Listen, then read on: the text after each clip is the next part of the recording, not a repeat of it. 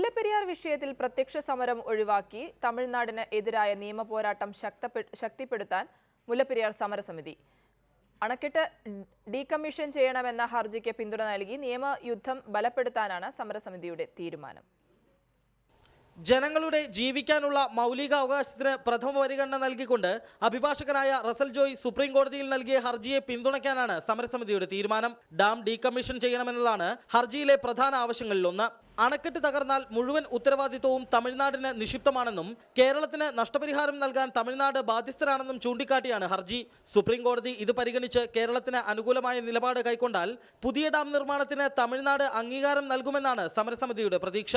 Advocate ബഹുമാനപ്പെട്ട Russell Joy Mullaperiyar വിഷയവുമായി ബന്ധപ്പെട്ട തീരദേശത്തുള്ള ജനങ്ങളുടെ സുരക്ഷ പരിഗണിച്ചുകൊണ്ടും അവർക്ക് കിടന്നുറങ്ങുവാനുള്ള അവസരം ഒരു ഫണ്ടമെന്റൽ റൈറ്റ് ആ ഒരു ക്ലോസ് ചേർത്തുകൊണ്ട് അദ്ദേഹം സുപ്രീം കോടതിയിൽ ഒരു കേസ് ഫയൽ ചെയ്തിട്ടുണ്ട്.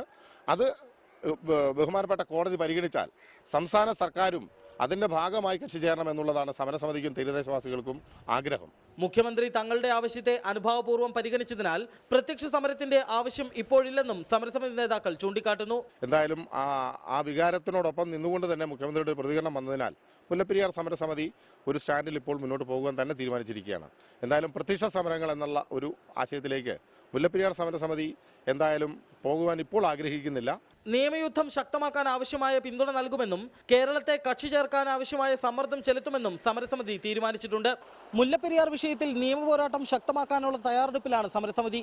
ഇത്തവണ വിജയിക്കാൻ സാധിക്കുമെന്ന ശുഭപ്രതീക്ഷയിലാണിവർ. ചപ്പാത്തിൽ നിന്നും ക്യാമറാമാൻ എബിൻ സാബുവിനൊപ്പം യദു നാരായണൻ, റിപ്പോർട്ടർ.